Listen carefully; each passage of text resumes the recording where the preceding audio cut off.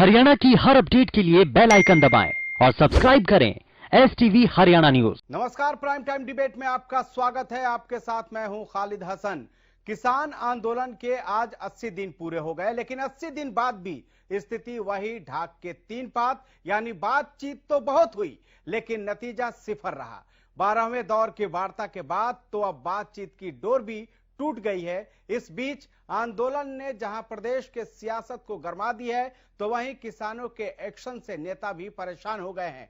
उधर राहुल गांधी ने एक बार फिर राजस्थान से केंद्र सरकार पर कृषि कानूनों के बहाने हमला किया है।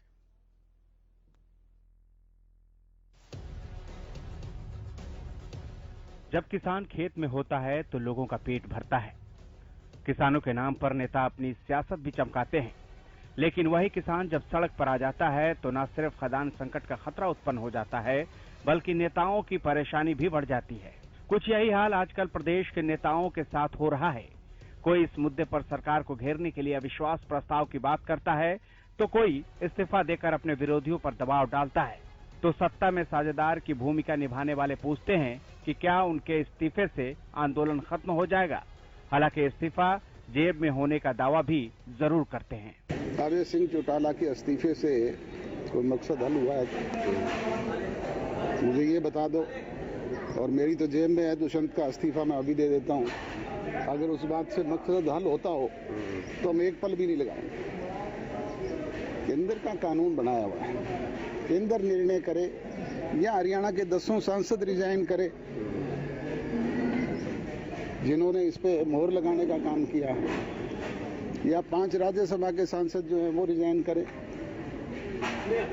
दुष्यंत के रिजाइन मांगने से, हरियाणा के मिनिस्टर के किसी रिजाइन करने से अगर समस्या का समाधान होता है तो मैं तो डिप्टी चीफ मिनिस्टर का इस्तीफा मेरी जेब में है। मैंने तो कल भी पंचकुला में कहा था कि एक पल भी नहीं लगाऊंगा। पर वो लोग मुझे ये तो बताएं कि SYL का समाधान भी साथ साथ करवा लें। वहीं अजय चौटाला के दुष्यंत चौटाला के इस्तीफे जेब में होने वाले बयान को कांग्रेस के प्रदेश अध्यक्ष कुमारी सैलजा ने सियासी पैतरा करार दिया है। सब राजनीतिक पैतरे हैं, ये जो सरकार का हिस्सा हो गए, सरकार के भारतीय जनता पार्टी के खिलाफ वोट मांगकर, और जिन्होंने राजनीति की हमेशा किसान की। अब ये जब काले कानून आए हैं उस समय किसान की आवाज नहीं उठा पा रहे, तो इसमें बात इस्तीफा या उसकी नहीं है। बात ये कि आप किसके पक्ष में खड़े। आज सवाल ये, तो वो बात तो साफ नजर आ जाती है कि ये सरकार भारतीय जनता पार्टी की, मोदी जी की, खट्टर जी की सरकार, उसका आप हिस्सा है। तो इसलिए आप किसान की आवाज तो उठाने में सक्षम ही नहीं है। जब ये किसान खड़ा होकर चिल्ला कर बोल रहा है ये तीनों काले कानून वापस होने चाहिए, तो आप उसका पक्ष लेने में असमर्थ हैं क्योंकि आप सत्ता पक्ष में। उधर प्रदेश के पूर्व CM और नेता प्रतिपक्ष भूपेंद्र सिंह हुड्डा ने भी किसानों के बहाने सरकार पर जमकर प्रहार किए। सरकार से हमारी यही आग्रह है कि इनसे बातचीत शुरू करके इसका समाधान निकालें और किसान की बात माने, ताकि वो अपने घर अपने काम पर लौटें। देखिए, इतने बड़ी तादाद पे आंदोलन हो रहा है। जैसे उस दिन 26 जनवरी को लाल किला जब पहुंचे, किसान नहीं हो सकते, तो कुछ ऐसी शरारती तत्व भी आ जाते हैं बीच में। लेकिन किसानों का जो है वो आंदोलन बिल्कुल शांति प्रिय, और इतना लंबा 26 तारीख को किसानों में बहुत संयम रखा, 10 लाख थे, और दिल्ली पुलिस ने भी रखा है, नहीं तो और कोई बड़ी घटना घट सकती थी। वहीं एक बार फिर प्रदेश के कृषि मंत्री JP दलाल ने तीनों कृषि कानूनों को किसान हितैषी बताते हुए अपनी दलील दी है। 3 कानून आए हैं, किसी भी तरह के जो है किसान के खिलाफ नहीं है। क्यों कि ये बाध्यकारी तो है नहीं। आपकी पुरानी मंडी व्यवस्था है में वो रहेगी, आपका पुराना जो सिस्टम है, एस्टेब्लिशमेंट है, वो खत्म नहीं हो रहा, उसको और मजबूत कर रहे हैं, और एक अल्टरनेटिव सिस्टम और दे रहे हैं कि आपके पास ऑप्शन है। मंडी में बेचना चाहो MSP मंडी में बेच लो, बाहर आपको अच्छा रेट मिलता है तो बाहर बेच लो। आप कहते हो कि भाई हमारे ऊपर हमने मांगे नहीं की, थोपे क्यों हैं? प्रधानमंत्री जी ने पार्लियामेंट में कहा भाई तुमने नहीं लेना हो तो ना लो, तुम्हें पुराने की व्यवस्था लगती है तो पुराने तो हटाए तो नहीं है, लेकिन वो तो कहते हैं जी एक परसेप्शन पे है कि नए आ जाएंगे तो पुरानी मंडियां फेल हो जाएंगी। भाई ऐसे परसेप्शन तो ये होगा कि भाई भूकंप आ जाएगा सब खत्म हो जाएंगे, बाढ़ आ जाएगी खत्म हो जाएंगे, ऐसी परसेप्शन बढ़ाने का कोई औचित्य नहीं है। एक तरफ जेपी दलाल कृषि कानूनों को किसान हितैषी बता रहे थे तो दूसरी तरफ अभय सिंह चौटाला सरकार पर किसानों को परेशान करने का न सिर्फ आरोप लगा रहे थे बल्कि बीजेपी के साथ कांग्रेस को भी निशाने पर ले रहे थे। सरकार कहाँ है? अगर सरकार तो होती तो अब तक इस आंदोलन का फैसला हो जाता। लाखों लोग मांग कर रहे हैं कि भी आप इन काले कानूनों को वापस लो। सारा विपक्ष जो है आज संसद में, चाहे लोकसभा है चाहे आपकी राज्यसभा है, उन्होंने प्रधानमंत्री से आग्रह किया कि आप ये फैसला गलत ले बैठे, इसको ठीक कर लो, दुरुस्त कर लो। लेकिन दुरुस्त करने की बजाय किसानों को परेशान किया जा रहा है। लेकिन किसान कभी परेशान नहीं होता। पहले दिन ही हमारी पार्टी ने इसका विरोध किया और किसी ने इसका विरोध किया ही नहीं था। कांग्रेस तो इस ड्राफ्ट को बनाने वाली है। एक तरफ सत्ताधारी पार्टियों के नेताओं, मंत्रियों और विधायकों को प्रदेश के गांवों में किसानों के रोष का सामना करना पड़ रहा है, दूसरी तरफ किसान भी तीनों कृषि कानून की वापसी को लेकर रणनीति बनाने में भी पीछे नहीं है। खाप पंचायतों के बाद अब किसानों की नजर छत्तीस बिरादरी पर है। ट्रैक्टर परेड के बाद जिस तरह से किसान आंदोलन में हरियाणा और यूपी की भागीदारी बढ़ी है और खापों के सहारे लगातार महापंचायत हो रही है, उसको देखते हुए ही हरियाणा के लिए आंदोलन की रणनीति में बदलाव किया गया है। अब किसान 36 बिरादरी को जोड़कर आंदोलन को और धारदार बनाने की कोशिश कर रहे हैं। उधर 14 फरवरी को किसान पुलवामा के शहीदों को श्रद्धांजलि देने के लिए कैंडल मार्च कर शहीदों को नमन करेंगे, तो 18 फरवरी को 4 घंटे तक रेल रोककर सरकार को अपनी बात मानने के लिए दबाव बनाएंगे। लेकिन सवाल यह है कि क्या इन सब चीजों का सरकार पर कोई असर पड़ेगा, क्योंकि सरकार ने संसद से लेकर विज्ञान भवन तक साफ कर दिया है कि वो कृषि कानूनों में बदलाव को तो तैयार है, लेकिन वापसी उसे मंजूर नहीं है। ऐसे में फिर वही सवाल कि आखिर इस आंदोलन का अंत कब और कैसे होगा। Bureau report, Haryana news.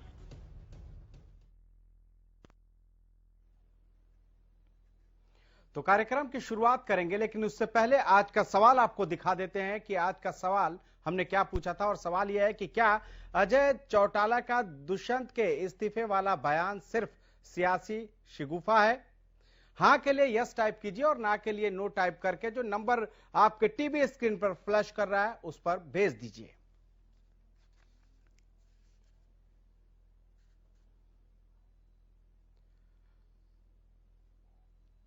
तो एक्शन में किसान, नेता परेशान, इस चर्चा को आगे बढ़ाएंगे, लेकिन उससे पहले आपको आज के मेहमानों से मिलवा देते हैं। राय सिंह, प्रवक्ता कांग्रेस, हमारे साथ जुड़ चुके हैं। सर, स्वागत है आपका। और स्वामी इंद्र, राष्ट्रीय प्रवक्ता भाकियू के, हमारे साथ जुड़ चुके हैं। सर, आपका भी स्वागत है। और थोड़ी देर में ही सुखबीर तंवर, प्रवक्ता इनेलो, भी हमारे साथ जुड़ेंगे। लेकिन सबसे पहले स्वामी इंद्र जी से सवाल। स्वामी जी, 80 दिन बीत गए, समाधान की आस नहीं दिखाई दे रही है, कैसे हल निकलेगा?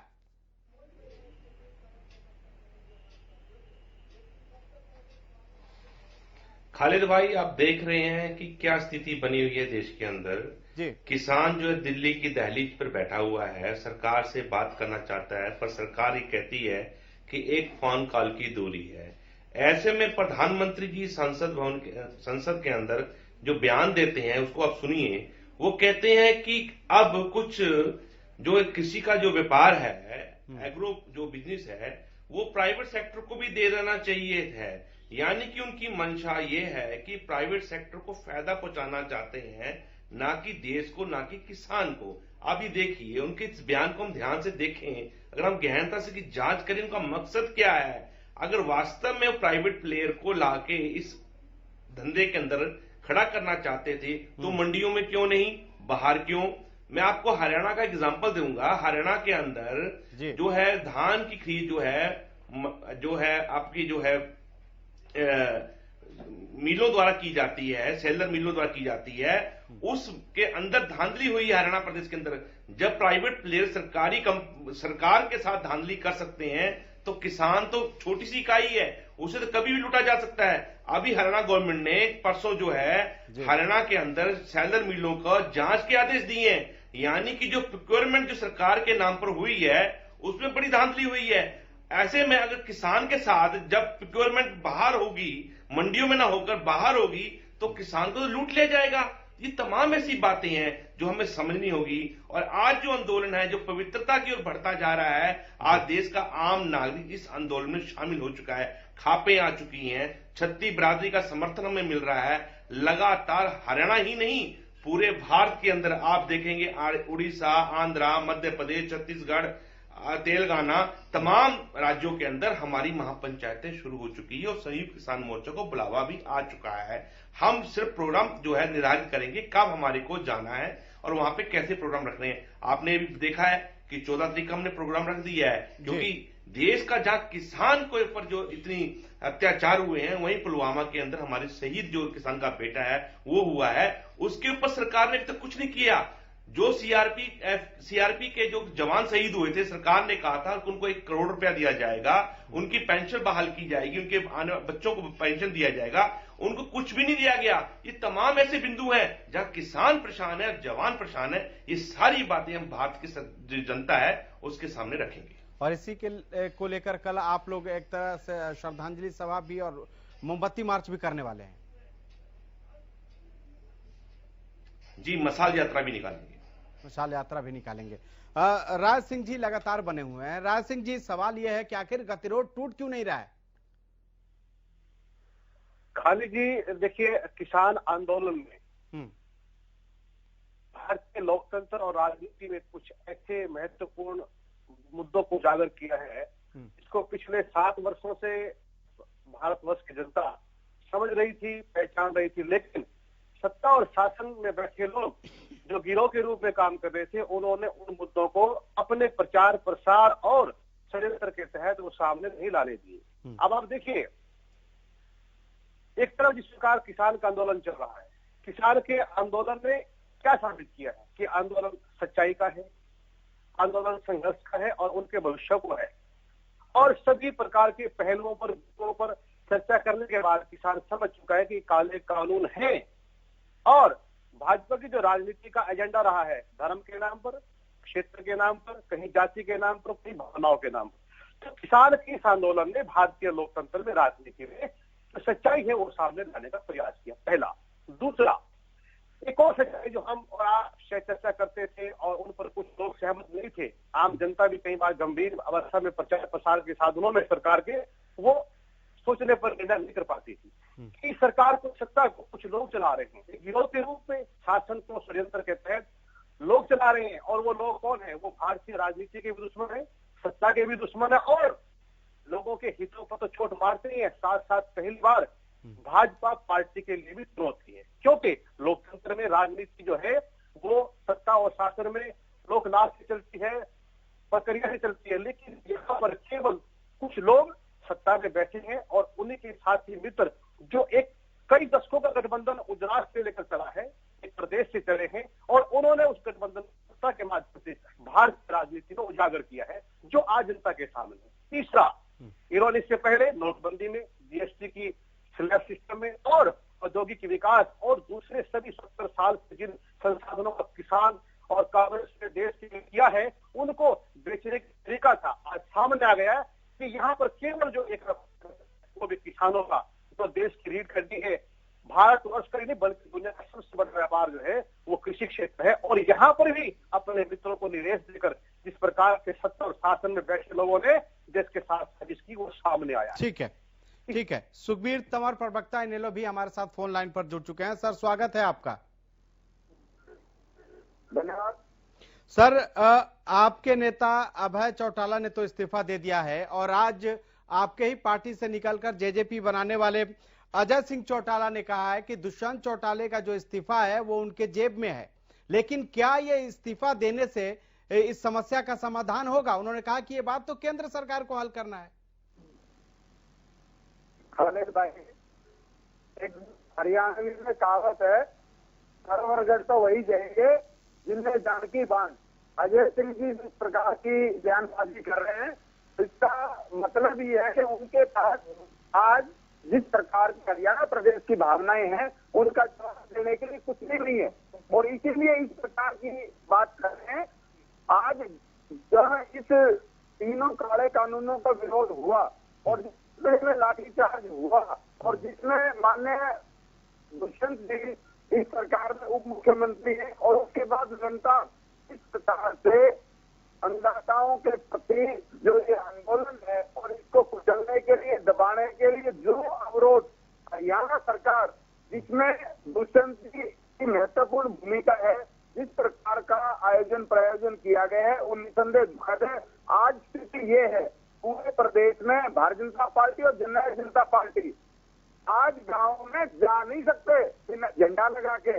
आज हालात ये हैं, मैं कोई अन्यथा बात नहीं कर रहा हूँ, जिस प्रकार से गाँव में, अनेक गाँव में तो साइन बोर्ड लगे हैं कि भारतीय जनता पार्टी और जननायक जनता पार्टी के नेता और कार्यकर्ता पेश न गए।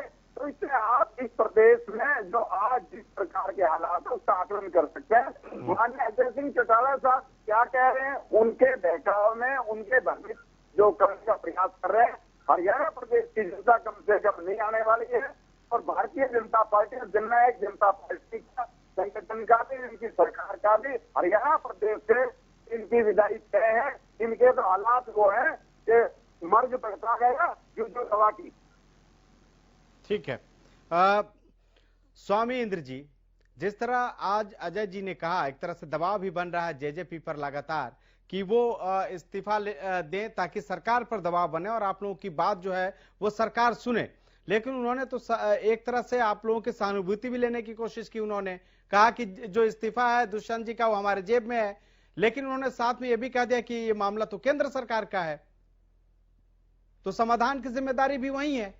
यानी एक तरह से मामले को टाल दिया उन्होंने। देखिए, अजय चौटाला जी के बारे में तो उनका परिवार इतना जानता है कि किस प्रकार से वो जो है स्वार्थी किस्म की जो उनकी राजनीति है, वो परिवार को छोड़कर और आज किसान को छोड़कर जो है अपने निजी स्वार्थ के लिए जो है वो राजनीति को जो है महत्व दे रहे हैं। और आपको पता होगा जब सिरसा के अंदर किसान संगठनों ने एक जो है आंदोलन शुरू किया था, वहां पे कहा था कि दुष्यंत चौटाला जी से कहा था कि आप कुर्सी चुन ले या किसान। समय तो उस समय था कि जब वो किसान को चुनते, कुर्सी को न चुनते, तो उन्होंने कुर्सी चुन ली है, तो वो कुर्सी के साथ चिपक गए हैं। और ऐसे में उनके जो बयान आ रहे कि जेब में मैंने पर्ची रखी हुई है, वो जो है इस्तीफा रखा हुआ अपने बेटे का, तो वो इस्तीफा जो है मुख्यमंत्री के पास होना चाहिए, ना कि घर में होना चाहिए। यानी कि वो घर के अंदर जो है किसान को उलझाने की कोशिश कर रहे हैं कि घर की राजनीति से किसान जुड़ जाए।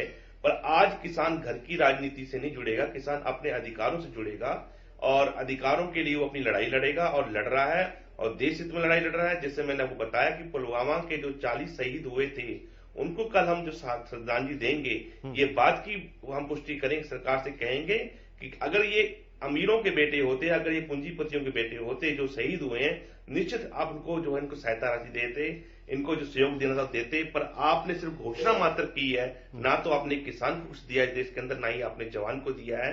तो हम इस बात को जो है पूरे देश में समझाने की कोशिश करेंगे। ठीक है। राज सिंह जी, आज इनेलो नेता अभय चौटाला का भी हमने बयान सुना। उन्होंने कहा कि ये जो कानून है इसका तो इनेलो ने शुरू से विरोध किया था, लेकिन इसका जो प्रारूप है वो कांग्रेस ने तैयार किया था। खालिद जी, देखिए, आरोप प्रत्यारोप राजनीति में होते रहते हैं। मैं इस बात का इस प्रकार से आपके विचार में रखता हूं कि जो आरोप है कि कांग्रेस ने इस प्रकार से किया था, आपने और हमने बहुत दिनों से इस पर चर्चा की है, हुड्डा कमेटी की चर्चा की है, हमारे कांग्रेस के जो हमारा मैनिफेस्टो था उसमें क्या चर्चा की है। देखिए, उसमें केवल कुछ बातें हैं, मुझे लगता है कि मेरे मित्र इनेलो के प्रवक्ता ने उनको ध्यान से नहीं पढ़ा है और अभय चौटाला जी पर मैं टिप्पणी नहीं करना चाहता क्योंकि उन्होंने किसान के समर्थन में जिस प्रकार कदम उठाया है, ऐसे में किसान आंदोलन की हम बात कर रहे हैं, इसमें किसान आंदोलन को कहीं कमजोरी ना दिखाई दे। लेकिन देखिए, हरियाणा प्रदेश में आपने पहले चर्चा की है, हमने हुड्डा कमेटी को देखा है, हमने हमारे मैनिफेस्टो को देखा। हुड्डा कमेटी के अंदर जो बार बार भाजपा की सरकार के प्रवक्ता आरोप लगाते हैं, तो वो बातें नहीं पड़ी है।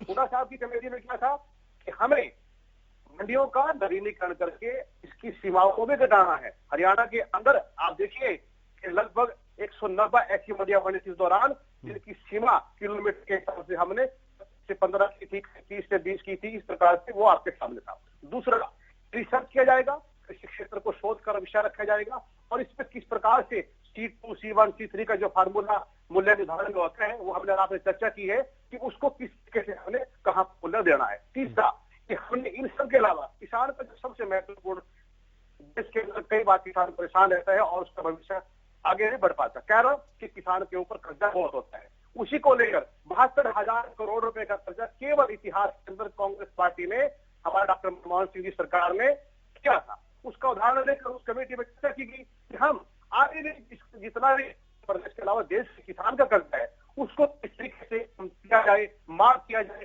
किसान को किस प्रकार की रियायत दी जाए, और इसके साथ साथ सिंचाई के साधनों में, पेस्टिसाइड में, दवाइयों में।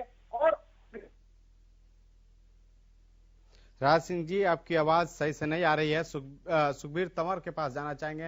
रखते हैं कि कांग्रेस ने भी इस प्रकार के बिल का समर्थन किया। हाँ, हमने इस प्रकार के बिल का समर्थन किया था, लेकिन ये साथ साथ किया था कि हम इस पर संवाद करेंगे, चर्चा करेंगे, देश के किसान संगठनों को बुलाएंगे, उनका राय करेंगे, मशवरा करेंगे आपस में। अगर कहीं लगता है हमें सुधार की जरूरत है, परिवर्तन की जरूरत है, उनकी बात को समझेंगे और एक कमेटी बनाई जाएगी, देश के लोगों को उसमें शामिल किया जाएगा। उसके बाद संसद में रखेंगे, उसके बाद संसद की प्रक्रियाओं से गुजरेगा, लोकतंत्र के तरीके से गुजरेगा। देखिए, सबको भाजपा की सरकार ने हताश किया है, किस प्रकार से अपने काले कानूनों को केवल अपने मित्रों पर लागू करने का प्रयास किया, ये सबने देखा है। और उसके बाद अगर किसान समझेगा, किसान कहेगा कि हाँ, ये समर्थन, ये जो कांग्रेस का प्रयास है ये हमारा सार्थक है, तब हम उस पर बिल्कुल लेकर आते हैं। ठीक है, सुखबीर जी से ही जान लेते हैं ना। सुखबीर जी, क्या आवाज मिल रही है? जी खालिद भाई, आज अभय चौटाला ने कहा कि ये जो कानून आया है इसका प्रारूप तो कांग्रेस ने ही तैयार किया था। क्या आप भी अपने नेता के इस बात से सहमत हैं?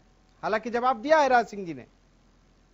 खालिद भाई, निसंदेह इसमें कोई शक नहीं कि जिस प्रकार के ये बिल आए हैं इसमें इनको पहले अतीत में कांग्रेस प्रस्तुत कर चुकी है। उस वक्त भारतीय जनता पार्टी ने और जो कांग्रेस के अलाइज थे उन्होंने विरोध किया था। आज उसी पुरानी शराब को नई बोतल में डाल के भारतीय जनता पार्टी ले आई। भारतीय जनता पार्टी और कांग्रेस की जो एक विचारधारा है इनमें कोई मूलभूत अंतर नहीं है। और आज की अगर हम बात करें, जिस प्रकार से दलाल साहब हरियाणा प्रदेश के कृषि मंत्री हैं जी, एक बहुत ही बेहुदा और शर्मनाक बयान दिया है कि जो लोग, जो किसान, जो अन्नदाता इस आंदोलन सर, में शब्दों की मर्यादा बहुत जरूरी है। बेतुका बयान भी कहा जा सकता है इस बात को। सुखबीर जी, बेशर्मी भरे बयान जो दलाल साहब और भारतीय जनता पार्टी के अनेक नेता इस किसान आंदोलन के प्रति दे रहे हैं, निसंदेह उनको ईश्वर सद्बुद्धि दे और इस प्रकार की भाषा का प्रयोग करने से बचे। ठीक है, राज सिंह जी कुछ कह रहे हैं, बोलिए।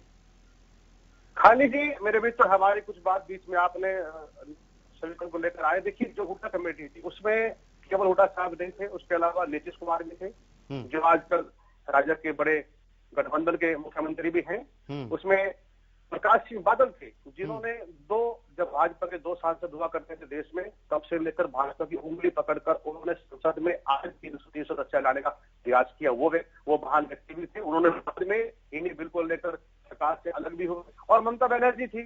तो उन सबके भी तर्क और तथ्यों को यहाँ पर ध्यान में रखा था। कहा गया था कि जब भी बिल का पास होगा तो सार्थक एक समझौता बनेगा किसान के साथ, सरकार के साथ, विपक्ष के साथ। तो ये इस प्रकार के आरोप जो लगाते हैं, ये आरोप की चर्चा नहीं हो सकती, क्योंकि अब क्या है, अब केवल बिल की सच्चाई, जो वास्तविकता आप इस समझते हैं कि बिल की सच्चाई किसान का परिवार, किसान समाज, उसके बच्चे और आम जन आंदोलन बन चुका है। कारण आज से किसान की बात करते हैं, देखिए, जब इसका प्रभाव समाज में पड़ेगा, गरीब व्यक्ति पर पड़ेगा, मजदूर पर पड़ेगा, और एक जो मंडी व्यवस्था लगातार किसान के रूप में, सहयोग के रूप में रही है, उस पूरे छोटे छोटे व्यापारियों पर पड़ेगा। तो यह इस प्रकार की व्यवस्था जो समाज के अंदर, आप देखिए महंगाई कहां पर है, आप देखिए व्यवस्था कितना परिवर्तन है, और जो बात करते हैं तो पूरे का पूरा समाज आज किसी न किसी रूप से सरकार की नीतियों से परेशान है। ठीक है राज सिंह जी, अभी हमें यहाँ एक छोटे से ब्रेक के लिए रुकना होगा, लेकिन जब ब्रेक के बाद हम लौटेंगे तो पूछेंगे कि आखिर क्यों, जब बात 1 नेशन 1 इलेक्शन की हो रही है, तो 1 मंडी क्यों नहीं, क्यों दूसरी मंडी बनाने की बात हो रही है। एक वक्त है छोटे से ब्रेक का, फौरन हाजिर होते हैं। आप देखते रहिए हरियाणा न्यूज। ब्रेक के बाद एक बार फिर आपका स्वागत है। लगातार हम चर्चा कर रहे हैं कि क्या एक्शन में जो किसान हैं उन्होंने नेताओं की परेशानी बढ़ा दी है। और सीधे अब स्वामी इंद्र जी जो कि राष्ट्रीय प्रवक्ता भाकियू के हैं, उनसे ही एक सवाल ले लेते हैं। स्वामी जी, सरकार कहती है, जाने से पहले हमने ये क्वेश्चन भी किया था कि सरकार कहती है कि 1 नेशन 1 इलेक्शन, फिर ये डबल क्यों स्टैंडर्ड अपनाया जा रहा है कि एक तरफ कह रहे सरकार की पुरानी व्यवस्था भी रहेगी, यानी पुरानी मंडी भी रहेगी और नई मंडी भी पैरेलल चलेगी?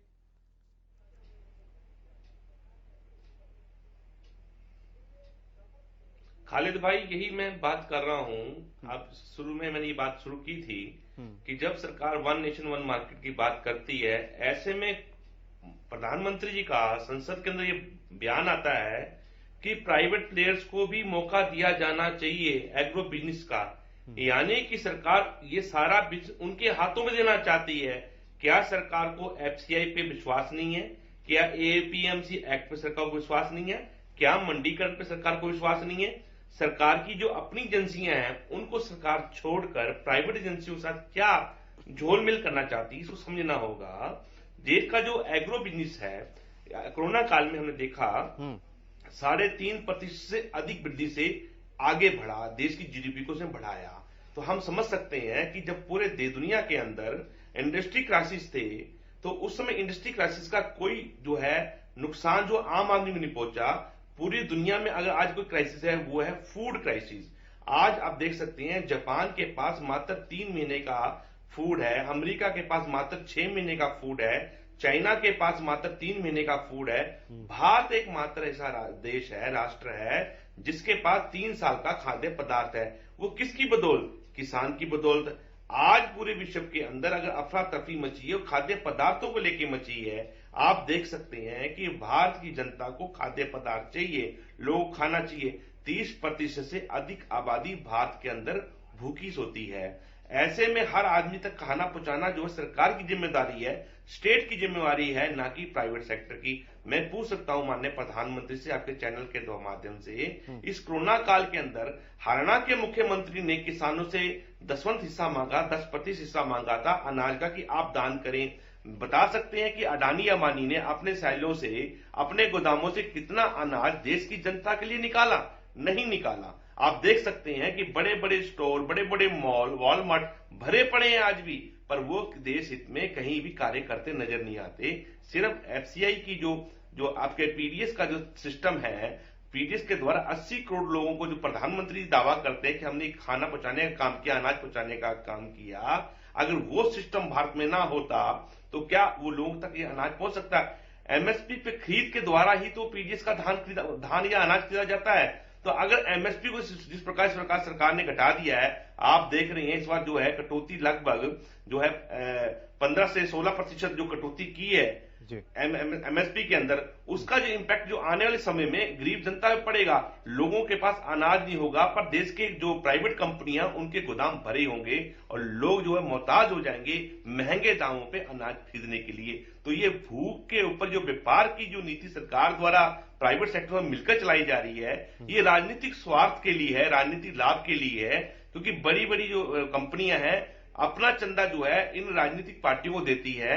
खासकर के सत्ताधारी जो पार्टी बीजेपी की सरकार है, वो अपने चंद पूंजीपतियों को भारत का पूरा एग्रो बिजनेस देना चाहती है। उसके बाद स्थिति आप देख रहे हैं कि आज देश के अंदर खाद्य पदार्थ की जो किल्लत है हमें जो है सहज तरीके से समझ आ रही है। भारत के अंदर क्या स्थिति है, दालें महंगी हो चुकी हैं, तेल का जो खाद्य पदार्थ है, जो तिलहन है वो महंगा हो चुका है, किसानों से सस्ता खरीदा जा रहा है। आज देख लीजिए हरियाणा प्रदेश के अंदर आलू की जो स्थिति है, मात्र 3 रुपए किलो मंडियों में बिक रहा है, जहां पे किसान से खरीदा जा रहा है। वही आलू जो बाजार के अंदर है, आंध्रा के अंदर है, तेलंगाना के अंदर है, छत्तीसगढ़ के अंदर है, लगभग 30 रुपए से लेकर 40 रुपए किलो आज ही बिक रहा है। आज हरियाणा प्रदेश के अंदर जो प्याज है वो लगभग 50 रुपए किलो बिक रहा है और होलसेल जो रेट उसका 35 से लेकर 38 रुपए 40 रुपए किलो है। और वही प्याज जो है गुजरात से जो आ रहा है, महुआ किस्म का प्याज है, वो मात्र किसान से 2 या 3 रुपए 4 रुपए खरीदा जा रहा है। तो ऐसे में समझ सकते हैं बड़ी बड़ी कंपनियां जो है इस एक्ट का फायदा उठा रही हैं, किसानों को लूट रही हैं और देश के आम नागरिकों, आम उपभोक्ता को महंगे दाम पर जो है खाद्य पदार्थ। ठीक है राज सिंह जी, सवाल यह है कि जब एक तरह से संकट आया है, तब कृषि क्षेत्र ने एक तरह से मदद पहुंचाई है, चाहे वो खदान संकट का दौर रहा हो या कोरोना काल आपने देखा। क्या यही वजह है कि कृषि एक ऐसा क्षेत्र है जो अभी यहाँ प्राइवेटेशन नहीं हुआ है? क्या यही वजह है कि सरकार चाहती है कि इस क्षेत्र में प्राइवेटेशन किया जाए ताकि अर्थव्यवस्था की भी बात कह सकते हैं कि अर्थव्यवस्था को एक बूस्टअप मिले? देखिए खालिद भाई, बड़ा महत्वपूर्ण प्रश्न आपने किया है।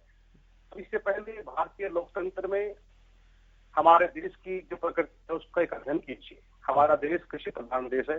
इसमें अगर हम कृषक को, किसान को, मजदूर को और उसके सहयोगी जो व्यापारिक संगठन लोग हैं उनको एक तरफ करके छोड़कर, उनको आंदोलित राष्ट्र पर छोड़कर, विरोध के छोड़कर हम अपने सत्ता के घमंड में, अपने सत्ता के लालच में और अपने कुछ मित्रों को कृषि क्षेत्र में एक अधिकार देने की जो प्रवृत्ति के आधार पर जो कानून बनाए, अगर ऐसा लाएंगे तो वो देश के करदाता के साथ भी न्याय है और वो इस प्रकार का जो आंदोलन और इस प्रकार की जो सोच आप कह रहे हैं उसके खिलाफ भी है। देखिए, इससे पहले हम उदाहरण के तौर पर देखते हैं कि भारतवर्ष में पहले जवाहरलाल नेहरू ने इस प्रकार राष्ट्र के नवनिर्माण में कृषि क्षेत्र को महत्व दिया। उसके साथ साथ आपने लाल बहादुर शास्त्री जी का वो काल देखा है, हरित क्रांति का, बिल्कुल, जय जवान जय किसान का देखा है, इंदिरा जी का देखा है और उसके बाद डॉक्टर मनमोहन सिंह जी का, सबका आपने एक लंबा अध्ययन किया है कि हमने हमेशा जब भी किसान को जरूरत पड़ी है, कांग्रेस पार्टी ने चाहे वो 5,000 करोड़ रुपए माफ करके, चाहे वो भूमि का मुआवजा बढ़ाकर एक ऐसा अधिनियम बनाया, व्यापारी या बड़े इंडस्ट्रियलिस्ट या बड़े जो लोग भूमि को लेकर व्यापार करते हैं उनको लाभ न पहुंचे, किसान को लाभ पहुंचे। किसान का मुआवजा बढ़ाया गया और अगले 11 वर्ष 30 वर्ष तक उसको प्रति माह, प्रति वर्ष जो है वो तो सर वो तो पार्टी की बात है, वो आपका समय का जो हुआ होगा।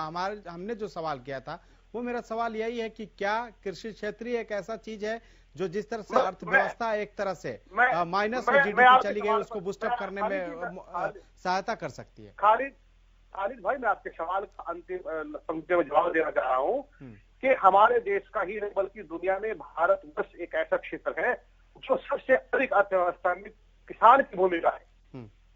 आंकड़े बदलते रहते हैं कि 64% जो क्षेत्र है वो भारतवर्ष के अंदर आज इस प्रकार के साधनों से, कृषि उससे जुड़े साधनों पर, छोटे लघु कुटीर उद्योगों पर, जो एक व्यवस्था का हमारा संगठित जो हमारी अर्थव्यवस्था है उसका आधार कृषि है। ये बिल्कुल सही कहा आपने कि हम जो देश का एक कृषि समाज है वो देश की अर्थव्यवस्था को आगे ले जा सकते हैं, लेकिन उसके पीछे सबसे बड़ा महत्वपूर्ण है प्रश्न कि किसानों को भूमि बनाकर रखना पड़ेगा, पूंजीपतियों को नहीं, अपने चंद उद्योगपति मित्रों को नहीं कि पूरा देश के संसाधन उनको बेच दिया और कुछ नहीं बचा तो उनको कृषि क्षेत्र में ला दो। ऐसा जिद क्यों है, हट भरी वजह क्यों है?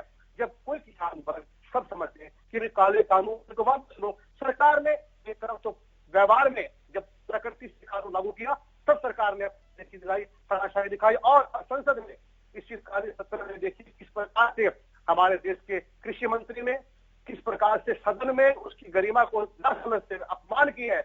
काले कानून नहीं है, कानून अच्छी है, जबकि पिछले 3 महीने से किसानों के साथ बैठकर कानूनों को बिंदुवार गलती माननी, समझा और कहा कि कुछ बदलाव की बहुत जरूरत हम करेंगे। और देखिए, अंतिम प्रश्न जो मेरा आपसे जो बात है कि हमारे देश के माननीय प्रधानमंत्री जी ने सदन में जिस प्रकार से किसान के आंदोलन को केवल एक शब्द से कहा कि पवित्र है, उसके अलावा जो भी उन्होंने उसके अलावा सदन में का प्रयोग किया, किसान के सम्मान को चोट पहुंचाई है, आंदोलन जीवी परजीवी कहा है। मैं आपके चैनल के माध्यम से बताना चाहता हूँ भाजपा के सरकार के प्रवक्ताओं को और जो सरकार में बैठे लोग हैं कि परजीवी जो शब्द है वो किस प्रकार की देन है। आप कहते हैं कि हमारे प्रदेश मुख्यमंत्री प्रचारक रहे हैं, आप कहते हैं कि प्रधानमंत्री और बड़े लोग प्रचारक की परिभाषा संघ में क्या होती है, प्रचारक की परिभाषा क्या होती है? आप देखिए उसकी प्रकृति, जब प्रचार करते हैं उसका थैला भी कोई और लोग देते हैं, उनको कपड़े कोई और पहनाता है, उनको खाना कोई और लोग खिलाते हैं, और जब वो कार्य करते हैं तो किस प्रकार से परजीवी कौन हुआ?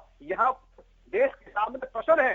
आंदोलन को तो खराब किया है, बदनाम किया है, काम दिए गए, लेकिन किसान के उस पवित्र संघर्ष को भी भाजपा की सरकार ने, शासन ने षड्यंत्र के तहत बदनाम करने की कोशिश की है, जिसको किसान कभी माफ नहीं करेगा और केवल किसान को समझकर उसको सामने रखकर नीति बनाई जाएंगी तो देश का भविष्य, देश निर्माण में आगे नहीं बढ़ सकता। ठीक है स्वामी जी, बार बार ये सरकार की तरफ से कहा जा रहा है कि ये जो कानून है इससे छोटे किसानों को फायदा होगा। क्या इसके माध्यम से एक तरह किसानों में भी बांटने की कोशिश हो रही है? जब छोटे किसानों को लगेगा कि ये फायदा हमारा हो रहा है तो फिर वो आंदोलन से चले जाएंगे। ऐसे में तो आंदोलन एक तरह से खत्म हो जाएगा, जिस तरह से बात कही जा रही है।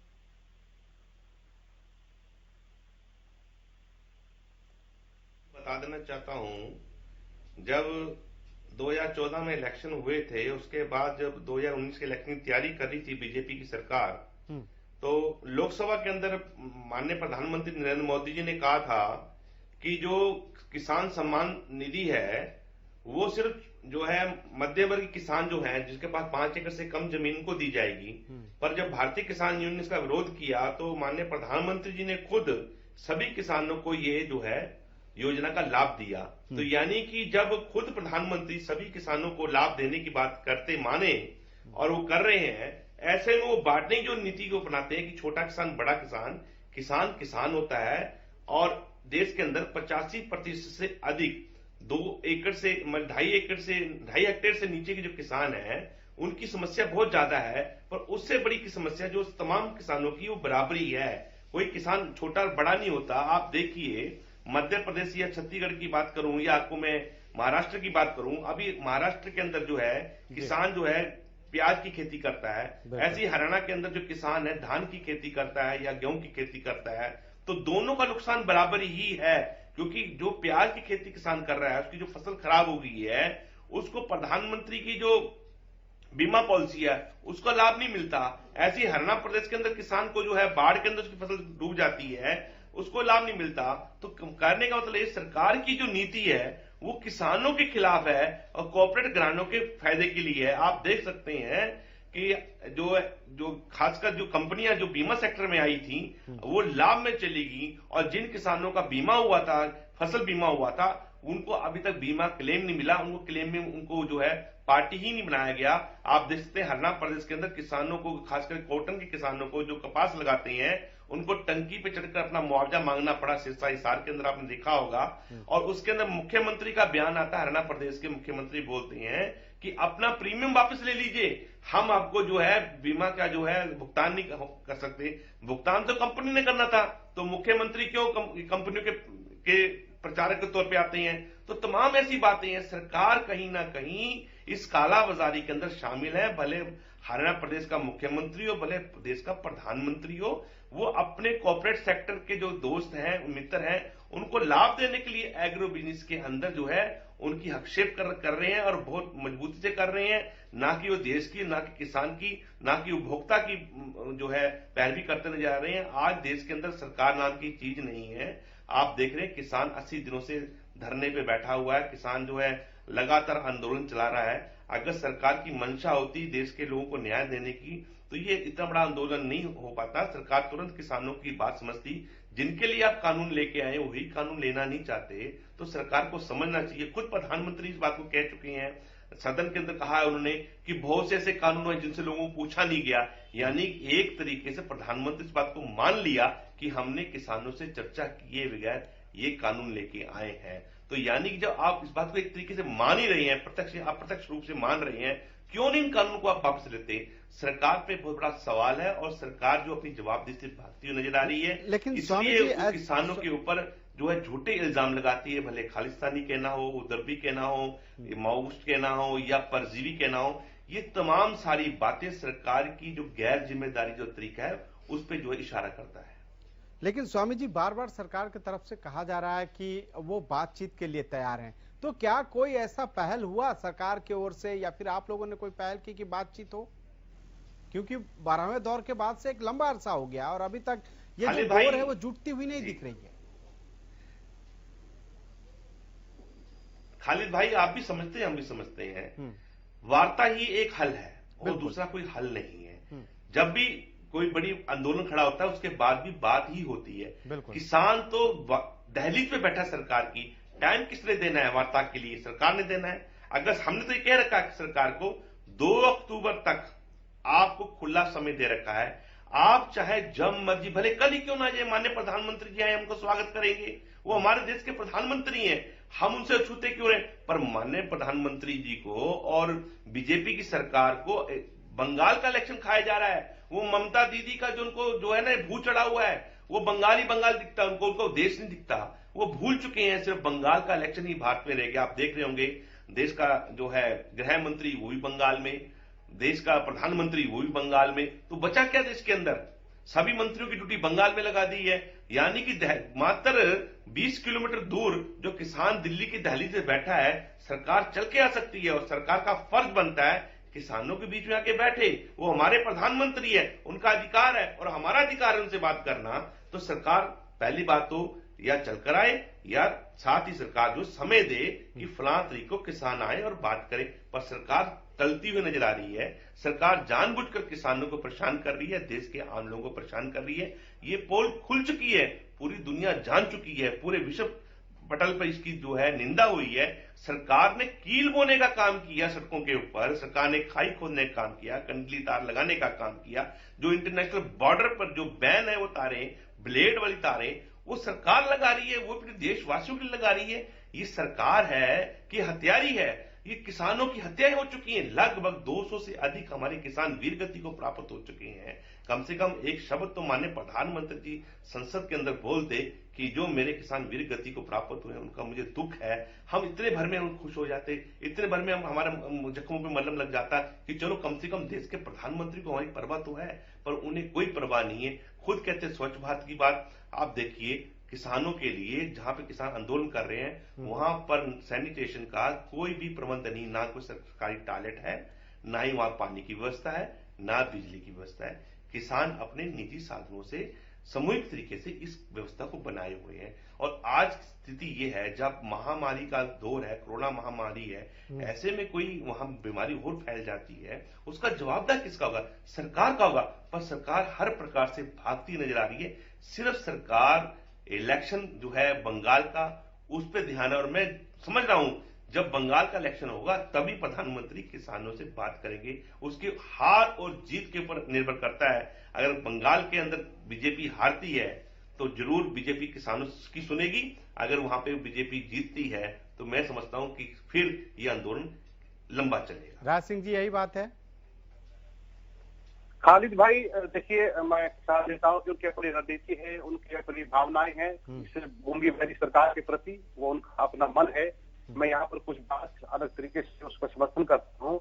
जब से इस प्रकार के काले कानून व्यवहार में आए, देखिए कांग्रेस पार्टी ने चाहे वहां पर संसद में विरोध करना हो, लेकिन शाही से इन्होंने पारित कराया।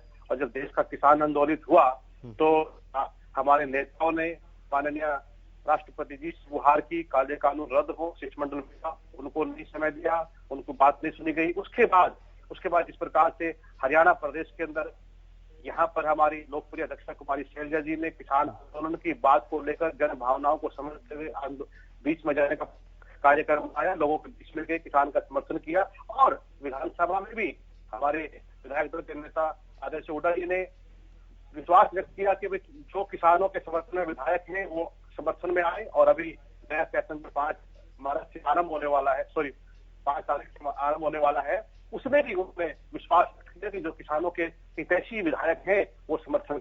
तो हम हर तरीके से किसान की बात को लेकर, क्योंकि रणनीति किसान की है, आंदोलन किसान का है, का समर्थन एक सजग विपक्ष की तरह हमें करना है। हमने हर मुद्दे पर उनकी बात रखी है और हर मुद्दे से प्रयास करेंगे कि किसानों की इस बात उनका सम्मान बचे, भविष्य बचे। और जो चंद उद्योग पर सीमित है वो किसान को लेकर अंधकार में सुखबीर तंवर जी और निवेश का। ठीक है सर। सुखबीर तंवर जी, एक तरह से बातचीत की डोर टूटी हुई है, जब ये डोर जुटेगी नहीं तो फिर बात बनेगा कैसे? खालिद भाई, केंद्र सरकार में जिस प्रकार से प्रधानमंत्री जी के बयान है, कृषि मंत्री के बयान है और अनेक नेताओं के जिस प्रकार से बयान है, ये केंद्र की सरकार अन्नदाता के संदर्भ में पूरी तरह संवेदनहीन हो चुकी है। और जिस प्रकार का इनका विरोध है, जिस प्रकार की इनकी क्रिया प्रतिक्रिया है, वो सारी की सारी बेहद दुखद है। आज केंद्र की सरकार को किसान की जो स्थिति है उसका एक सही अंदाज करके, सही प्रकार के उसका आकलन करके अन्नदाता की बात सुननी चाहिए। निसंदेह आज देश की अगर अर्थव्यवस्था बची है तो इस अन्नदाता की वजह से बची है। जो केंद्र सरकार इस बात में बहुत बड़ी भूल कर रही है। नहीं तो जिस प्रकार का इनका, अगर अन्नदाता ने अपने हाथ उठा दिए तो ये समझिए कि देश में भुखमरी की नौबत आ जाएगी। इनको समझना चाहिए और तुरंत इस प्रभाव का हल करना चाहिए। आज विषम और प्रतिकूल परिस्थितियों में भी किसान ने जिस प्रकार किसान आंदोलन को चलाया है, ये निसंदेह राष्ट्र के स्तर पर और विश्व के स्तर पर भी एक बहुत बड़ा आंदोलन है, इसकी कदर करनी चाहिए। ठीक है, लास्ट कमेंट के तौर पर स्वामी जी जानना चाहेंगे, समाधान रोज हम यही सवाल करते हैं कि कैसे होगा, क्योंकि 80 दिन हो गए और ये एक बहुत बड़ा सवाल है, कब तक किसान बैठेंगे? जल्दी से सर, 10 सेकंड में। देखिए खालिद भाई, किसान जो है आंदोलन जो पे बैठा है वो सरकार की मंशा के ऊपर निर्भर करता है कि सरकार कब किसानों से बात करेगी। आंदोलन तो उसी दिन समाप्त हो जाएगा जिन सरकार जो सच्चे मन से देश हित में, राष्ट्र हित में, ना कि कॉर्पोरेट के हित में काम करे। जिस दिन सरकार किसान और देश के गरीब गुरुबा के हित में जो है काम करेगी सरकार, उस दिन ही इसका समाधान हो जाएगा। ठीक है, राय सिंह जी, समाधान कैसे? खालिद भाई देखिए, जब तक किसान की 10 सेकंड में सर, वक्त की कमी है, कंधे से कंधा मिलाकर चलेगी। और हमारी लोकप्रिय अध्यक्ष कुमारी शैलजा जी ने आज बरवाला में और कल क्षेत्र में और परसों यमुनानगर में जो कार्यक्रम किया है किसान के सम्मान को लेकर, हम चाहेंगे कि किसान की रणनीति के साथ सज्जन विपक्ष की भूमिका हर मुद्दे पर निभाई जाए और उनकी राय सरकार लगाया जाए। सुखबीर जी 10 सेकंड में लास्ट कमेंट। खालिद भाई, जिस प्रकार से 212 किसानों की मौत हो चुकी है, उनके प्रति भी सरकार की जिम्मेदारी बनती है। इस बेहद संवेदनशील मुद्दे पे संवेदना के साथ केंद्र सरकार को पुनर्विचार करके अविलंब ये तीनों काले कानून वापस लेने चाहिए और एमएसपी की कानूनी गारंटी देते हुए इस आंदोलन को समाप्त करवाना चाहिए। ठीक है, आप तमाम गेस्ट हमारे साथ जुड़े, इसके लिए आपका बहुत बहुत शुक्रिया। तो 80 दिन हो गए इस आंदोलन को, किसान आंदोलन को, लेकिन समाधान क्या सब तक नहीं दिखाई दे रही है। कार्यक्रम को समाप्त करने से पहले आज का जो सवाल हमने पूछा था वो आपको दिखा देते हैं और उसके बाद फिर उसका जवाब भी आपको बताएंगे। सवाल यह था कि क्या अजय चौटाला का दुष्यंत के इस्तीफे वाला बयान सिर्फ सियासी शिगुफा है, और उसका क्या जवाब है वो आपको दिखाते हैं। जवाब 91% यानी कि 91% लोगों ने हां में जवाब दिया है और 9% लोगों ने ना में जवाब दिया है।